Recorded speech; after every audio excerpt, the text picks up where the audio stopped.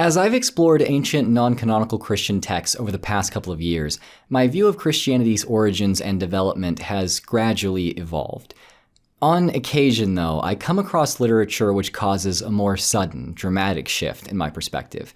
Last summer, I discovered a text called The Acts of Paul and Thecla.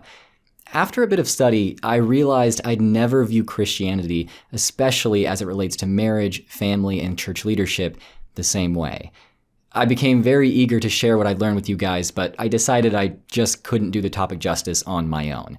So I reached out to Dr. Ian Mills, a scholar of religion who specializes in New Testament and early Christian literature, to develop a presentation on the subject which I could share with my audience. This video is the result. Before we get into it, let me clarify that this video does not aim to make any theological points. This video is about history, and while it may describe theological points at times, it does not advocate for any theological ideas.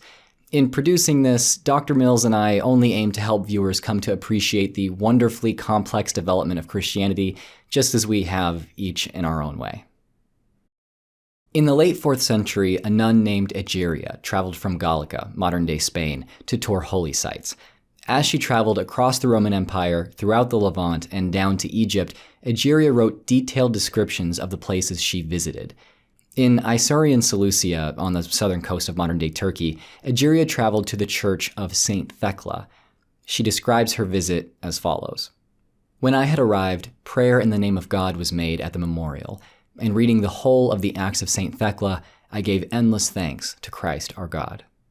Egeria tells us that she visited a church dedicated to St. Thecla. The memorial contained in this church was Thecla's tomb. While there, Egeria and her companions read aloud from a book which they call the Acts of St. Thecla. Egeria never explains who this Thecla was. As we'll soon see, though, Egeria's 4th century readers probably didn't need an explanation. Apart from people named Mary, Thecla was probably early Christianity's most famous female. She is, however, virtually unknown to Christians today.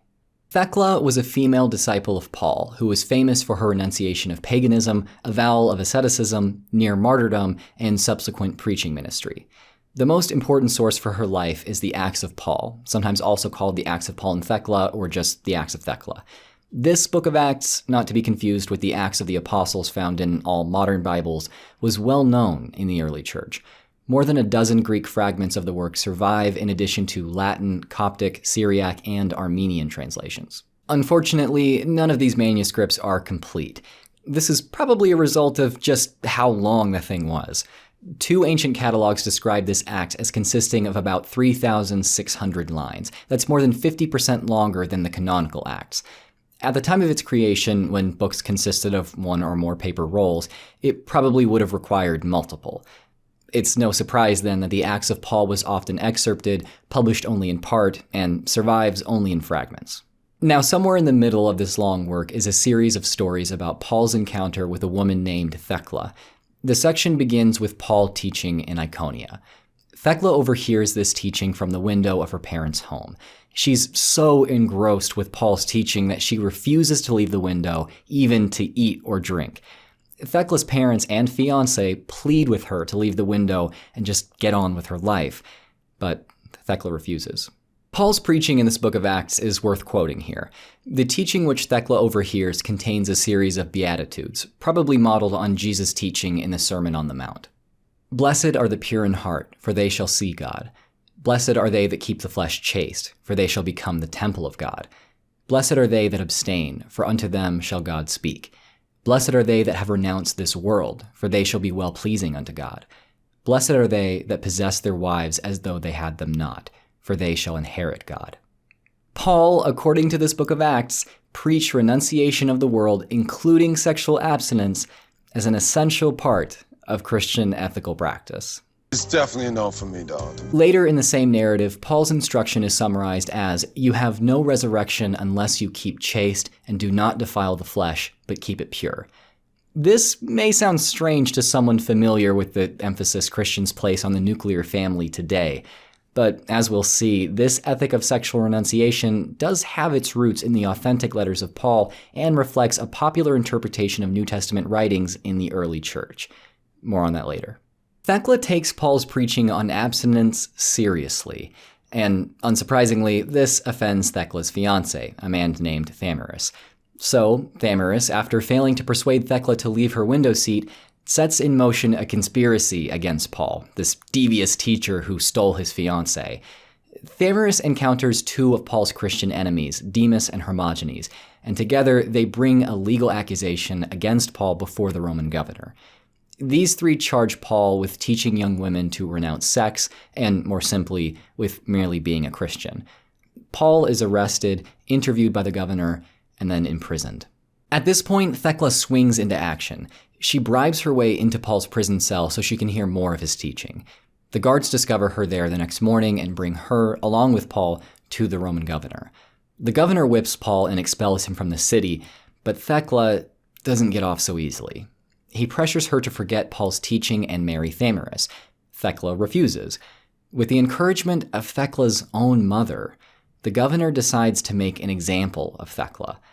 To prevent other women from following Paul's teaching, Thecla is condemned to burn alive. A crowd gathers firewood, and for the first of many times in this text, Thecla is stripped naked. When they try to burn Thecla, though, a miraculous downpour of rain quenches the fire. Thecla is released and, presumably at this point reclothed, reunites with Paul in a sepulchre. She joins Paul and his companions in their prayer and fasting, and it becomes a real party. To quote the Acts, there was much love within the sepulchre. Nice. This, of course, was a chaste sort of love, but the subversion of suggestive language is probably part of the point. Thecla asks Paul to baptize her immediately, but Paul says the time isn't right. Instead, Paul and Thecla travel to Antioch. As soon as they arrive, a powerful civic leader named Alexander notices Thecla's beauty and physically assails her. She, of course, rebuffs Alexander, ripping off his clothes in the act. As revenge, Alexander brings Thecla before a Roman governor and accuses her of sacrilege.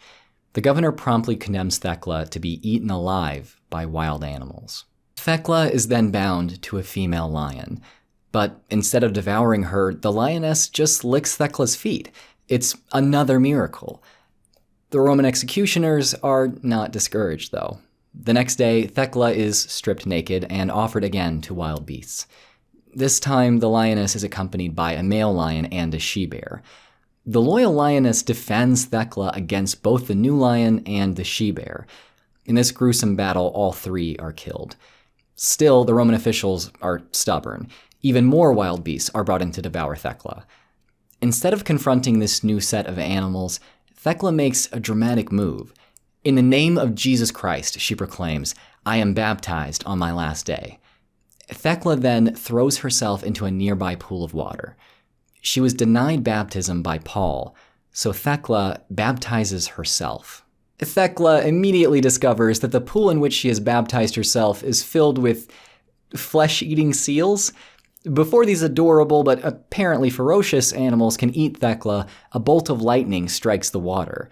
The seals are killed, and the author makes note, a fire on the surface of the water covers up Thecla's nakedness. These miracles do not impress Alexander. Instead of repenting and releasing Thecla, Alexander comes up with a new method to kill her. He convinces the governor to tie Thecla between two angry bulls, but this creative method doesn't work either. Before the bulls could tear Thecla apart, the fire, lit by the miraculous lightning strike, burns through the rope, and Thecla breaks free. Finally, the governor has just seen enough. Thecla was obviously unkillable. He decides to ask Thecla about the sacrilege she had been accused of. Thecla tells the governor that she had been saved by the living God because she had put her faith in his son. The governor repents, reclothes Thecla, and releases her. After this, the Queen of Thrace, one of Rome's client kingdoms, invites Thecla into her home. Thecla preaches in the Thracian palace for 8 days. As a result, the queen and her entourage all convert to Christianity. Thecla at that point wished to reunite with Paul. The queen learned that Paul had traveled to Myra, near the southern coast of modern-day Turkey. Thecla sets out to find him immediately. She enters Myra in disguise, but Paul picks her out of the crowd. The two spend a night together in prayer. The next day, Paul commissions Thecla to go teach the word of God. This part of the narrative concludes with Thecla returning to Iconium, traveling abroad to preach, and at last dying in Seleucia. Reception and canonicity. It was probably this portion of the Acts of Paul that Egeria, the 4th century Spanish nun, heard read aloud while visiting Thecla's tomb in Seleucia. Egeria's travelogues is an important piece of evidence for the veneration of Thecla and the popularity of her acts in the early church, but Egeria is hardly unique in this respect.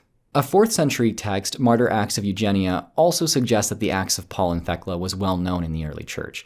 Eugenia was the 16-year-old daughter of a Roman general stationed in Alexandria. She lived, according to her Martyr Acts, during the reign of Commodus at the end of the 2nd century. Thecla features prominently in the story of her conversion. Now, it chanced that there fell into Eugenia's hands the history of the holy apostle Paul and of the Blessed Virgin Thecla, and as she read it in secret, day after day she wept, the more because she was subject to heathen parents.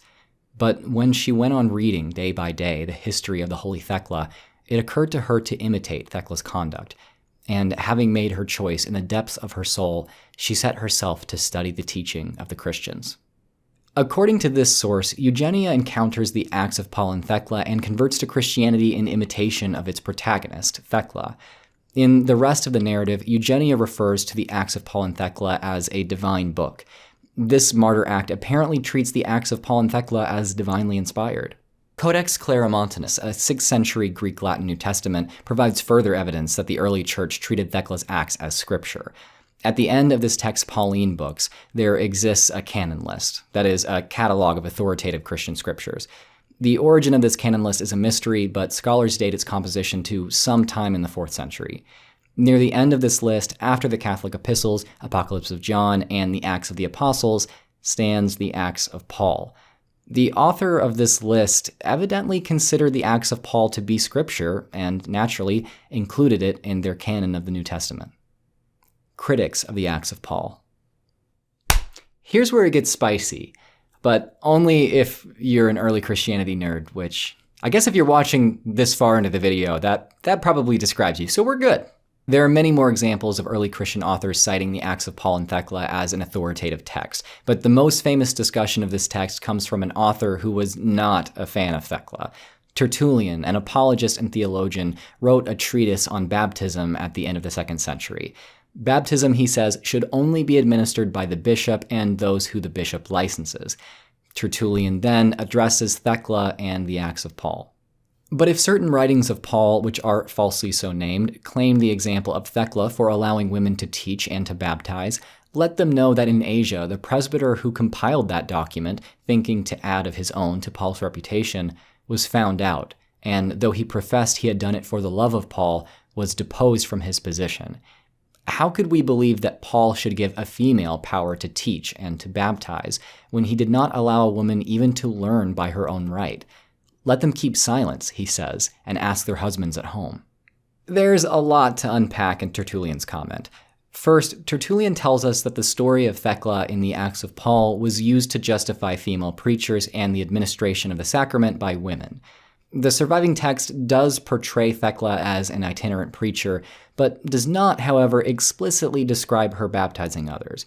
Maybe baptism is implied in the successful missions the author attributes to Thecla, or perhaps Thecla's self-baptism was understood to establish a precedent for female ministers. In any case, Tertullian's treatment of Thecla suggests some Christians were using the Acts of Paul as an authority for establishing practice. Second, Tertullian claims that a presbyter in Asia Minor, modern-day Turkey, was discovered to be the author of the Acts of Paul and Thecla. This presbyter supposedly claimed to have written the work for the love of Paul, but was nevertheless removed from his ecclesiastical post. What would be the reason for this deposition, though? The Acts of Paul does not claim to be written by Paul, so it's not a case of pseudepigraphy. Tertullian simply argues that Paul could not have acted in the manner described in the Acts, and suggests, therefore, that this presbyter lost his position in the church because the narrative in the Acts was known to be false. Tertullian's story about the author of the Acts is peculiar in light of the other evidence for the work's reception, with dozens of early authors citing the Acts of Paul in addition to Eugenia, the martyr, and Egeria, the traveling nun. Hippolytus of Rome, Origen, Ambrose of Milan, Ambrosiaster, Methodius, Augustine, and Gregory of Nazianzus also invoke the Acts of Paul. Further, sermons attributed to Cyril of Alexandria and Severus of Antioch are based on the Acts. All of this would be surprising if the Acts of Paul was widely known to be a pious fabrication. Rather, the use of the work by these authors suggests that Tertullian's story about the author of the Acts was unknown to anyone but Tertullian. Even other authors who oppose the Acts of Paul and Thecla, like Cyprian and the author of the Galatian Decree, do not seem to know about Tertullian's deposed presbyter. The question we have to ask then is this. If Tertullian's story is true, if the author of the Acts really was removed from office when it was discovered that he had written a self-evidently false story about Paul, is it plausible that Tertullian, a Latin author on the other side of the Mediterranean, was the only early Christian author who knew about it? How exactly does a polemicist residing in Italy exclusively learn this story while devotion to Thecla, as evidenced by shrines and churches, develops throughout Asia Minor itself? It's possible, of course, that Tertullian had a special source of reliable information, but I think that's not the only or even most plausible explanation. Perhaps instead, Tertullian was eager to embrace scurrilous speculations about the origins of this text. Without new evidence relevant to the reception of the Acts in the 2nd and 3rd centuries, it's difficult to pass judgment on Tertullian's account. But the singularity of his story should give us pause. Finally, Tertullian juxtaposes the Paul of the Acts with the Paul of the Pastoral Epistles. How could we believe that Paul should give a female power to teach and to baptize when he did not allow a woman even to learn by her own right? Let them keep silence, he says, and ask their husbands at home. Tertullian does this to argue that the real Paul would never endorse the ministry of Thecla. After all, the Paul of the Pastoral Epistles, 1 Timothy, 2 Timothy, and Titus, demands a subordinate, restricted, and almost exclusively domestic role for Christian women. It's not a surprise to see Tertullian drawing on these letters in particular to contradict the depiction of Paul in the Acts of Paul. Tertullian, in fact, would not be the last scholar to note how relevant the Pastoral Epistles are for attacking the kind of Christianity laid out in the Acts. It's enough to make one wonder, is there a connection here? Did Acts of Paul influence or inspire its contradiction to be included in this portion of the New Testament canon? The Pastoral Epistles and the Acts of Paul. There are 13 letters attributed to Paul in most modern New Testaments. Scholars universally agree that Paul wrote at least 7 of these letters. 3 letters, Ephesians, Colossians, and 2 Thessalonians, are controversial, with the field of New Testament studies being nearly divided on their authenticity. But the Pastoral Epistles, 1 Timothy, 2 Timothy, and Titus, are widely regarded as inauthentic. The reasons for this are easily summarized. First of all, the Pastoral Epistles are not present in the earliest collections of Paul's letters. The oldest manuscript of the Pauline Corpus, P46, omits just these 3 letters. Marcion of Sinope and Basilides of Alexandria both had a Pauline corpus containing only 10 letters of Paul.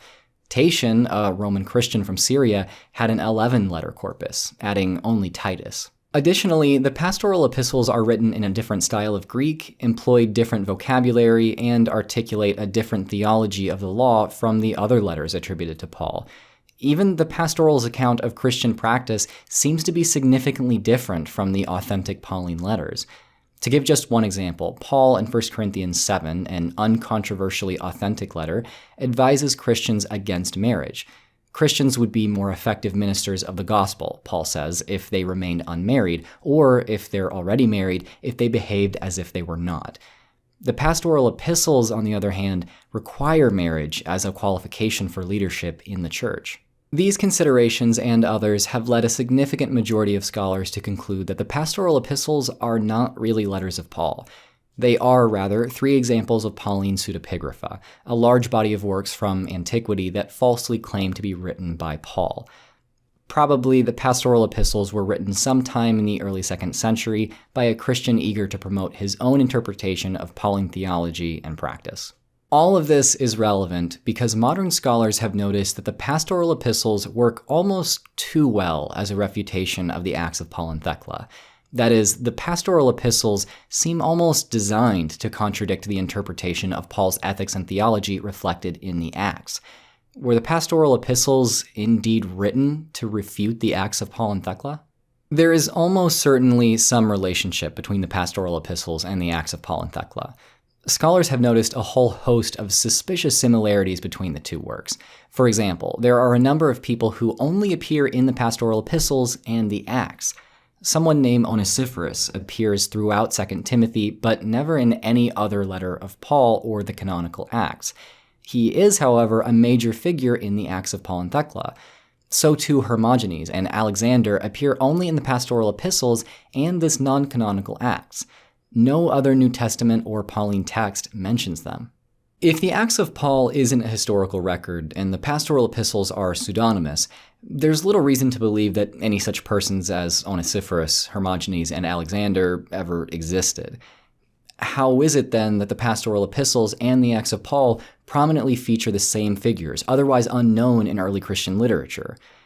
It's always possible that both works are independently drawing on the same early oral traditions about the life of Paul, but most scholars think there is some closer connection between the two works. The most striking connection between the Acts of Paul and the Pastorals is not the coincidence of names, but the diametrically opposed positions on marriage and female preachers that these two texts attribute to the Apostle Paul. To better understand these texts' relationship to each other, let's explore those issues. Marriage.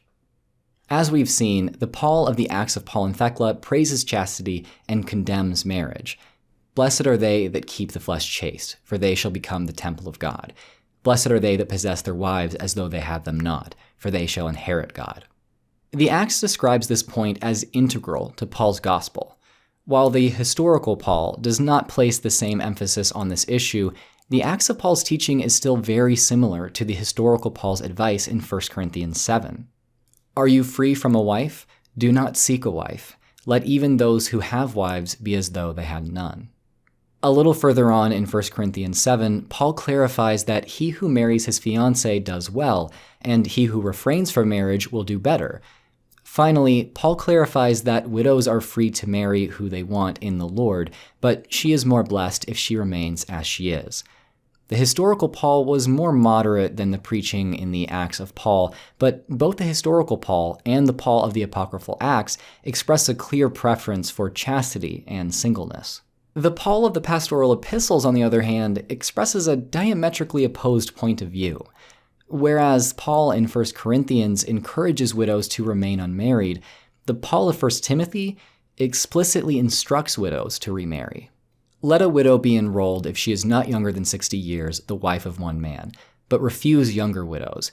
I want, therefore, younger women to marry, bear children, and manage a household. It's only false teachers, according to 1 Timothy, who forbid marriage and demand abstinence from foods.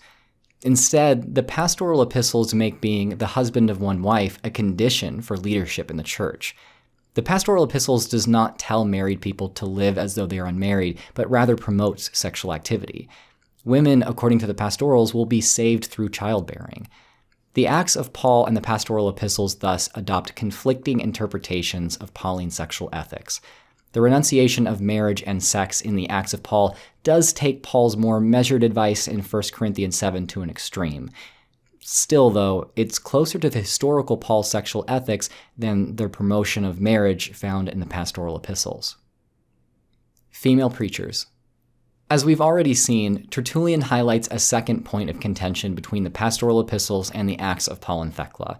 Paul in the non-canonical Acts commissions Thecla to a ministry of preaching and accepts the legitimacy of her self-baptism. But, as Tertullian argues, the Paul of the pastoral epistles could not have behaved this way. Let a woman learn in silence with full submission. I permit no woman to teach or to have authority over a man. She is to keep silent. 1 Timothy 2:11-12. Once again, the Acts of Paul and the pastoral epistles represent diametrically opposed positions. Female preaching is taken for granted in the Acts and is prohibited in the pastorals. Now, the position of the historical Paul was considerably more complicated. In 1 Corinthians 11, Paul instructs women to cover their hair while prophesying in church. With or without head coverings, the historical Paul did not, therefore, expect women to be silent. It is true that Paul's argument in 1 Corinthians is premised on the subordination of women to men, but at the same time, it assumes that women held speaking roles in his churches. The historical Paul also recognized a female apostle named Junia in Romans 16. The term apostle meant sent person and is used consistently in Paul's letter to designate those commissioned to preach the gospel. Junia, therefore, appears to have been a woman in Paul's social network who had a commission to preach, just like Thecla. Wait, some viewers might say, isn't there a passage in 1 Corinthians 14 that would support the position of the Pastoral Epistles?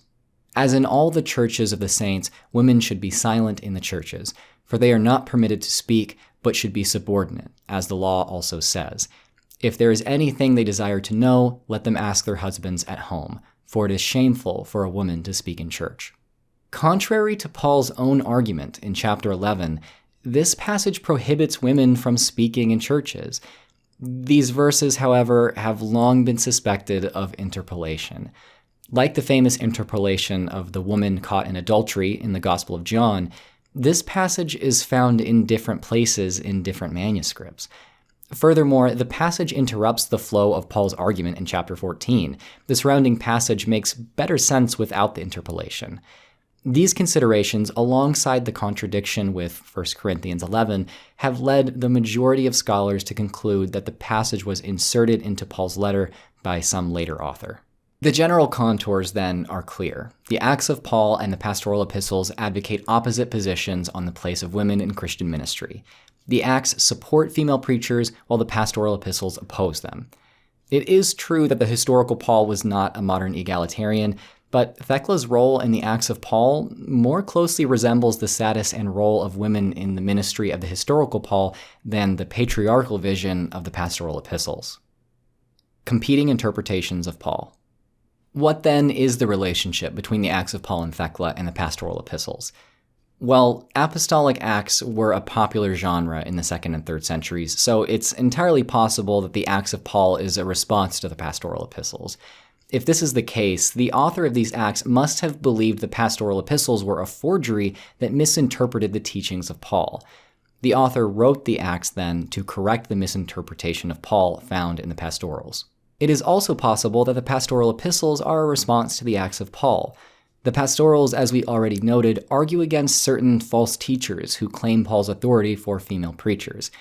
In contrast, the Acts takes for granted that Paul's network of Christian teachers included women like Junia and Thecla. The Pastoral Epistles has other concerns beyond female preachers and reasserting marriage, but perhaps the Acts of Paul was one of its targets. A third possibility is that the Acts of Paul and Thecla only reflect the same kind of Christianity that the Pastoral Epistles were written to oppose. That is, the author of the Acts simply belonged to the same Christian subgroup or school of thought as the opponent of the Pastorals. The renunciation of marriage and sex was, after all, common among Pauline Christians in the 2nd century, and there is some evidence for female leaders then too. The Pastoral Epistles and the Acts of Paul represent diametrically opposed interpretations of Paul on a number of key issues. Each work attributes the other interpretation of Paul to false teachers. Is this reason enough to suppose a literary relationship? Perhaps not, but this is where the confluence of secondary characters, discussed previously, is suggestive. Why do these two texts, and only these two texts in all of early Christian literature, mention Onesiphorus, Hermogenes, and Alexander as important figures in Paul's social circle? The coincidence that two texts arguing over the same interpretive issues would introduce the same three characters just seems too much. Maybe both authors used the lost source, or heard the same stories about Paul. Or maybe one of the authors was responding to the other. Without more information, it's hard to see why one of these models should be preferred to the others. It is too bad that we can't have more certainty surrounding this topic, but even without that, the implications for Christianity here are still profound. I'll leave you with a few observations that have occurred to me while studying this subject. Imagine if the theological views in the Acts of Paul and Thecla had become mainstream among Christians. What would Christians today think of political campaigns that championed so-called family values? What would they think of religious organizations like Focus on the Family? Many, I think, would consider them to be anti-Christian. Upon the inception of such campaigns and organizations, some believers might speak out against the moral degradation happening in their communities, warning believers and non-believers alike to flee from the worldly temptation of marriage and reproduction. I know that the world makes falling in love, getting married, and having children seem wonderful, but we know that isn't God's will for us and would lead us to nothing but destruction. Further, female leadership in the church might have become commonplace, subverting the patriarchal attitudes which have persisted in Western culture since antiquity. Would this have accelerated women's progress toward equal rights in Western society? Would conservative traditions be just as likely to have female leadership as today's self-described progressive Christians? Would Christianity have ever become the official religion of the uber-patriarchal Roman Empire? While I certainly can't answer such questions, it does make sense, in my opinion, that the theology of this text did not become the predominant view. Not only was the world of antiquity even more patriarchal than ours today, but Christians of the Acts of Paul and Thecla's persuasion had fewer ways to produce new Christians. Literally. When one sect encourages marriage and childbirth while another forbids anything that could lead to reproduction, is it any wonder that the former eventually grew more populous? This reasoning makes sense to me, but take this layperson's opinion with a grain of salt, of course. Finally, I'd like to add that Christians of the 2nd century and later had literature to back up their personal interpretations of Christianity, regardless of where they stood on issues of sex, marriage, and female leadership. The idea that all honest, well-studied Christians of the ancient world viewed these issues in a way we today consider traditional is an anachronism. No Christian tradition arose without challenge from within Christianity itself. When I personally consider that fact, fully appreciating the complex dialogues from which Christianity in all its current forms arose, I can't help but empathize with those on opposing sides of any theological issue, as they all likely felt fully justified in their positions despite the opposition. I hope that after learning about the Acts of Paul and Thecla and the theological debate in which it participated, that you, the viewer, will come to develop that empathy as well. Thanks for watching. I've been Drew of Genetically Modified Skeptic.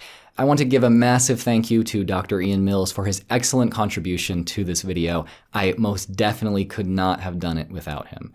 Another thank you to my patrons for making this video possible. This is the first time I've ever hired a scholar to produce a video, so let me know what you thought of this. Constructive criticism is welcome.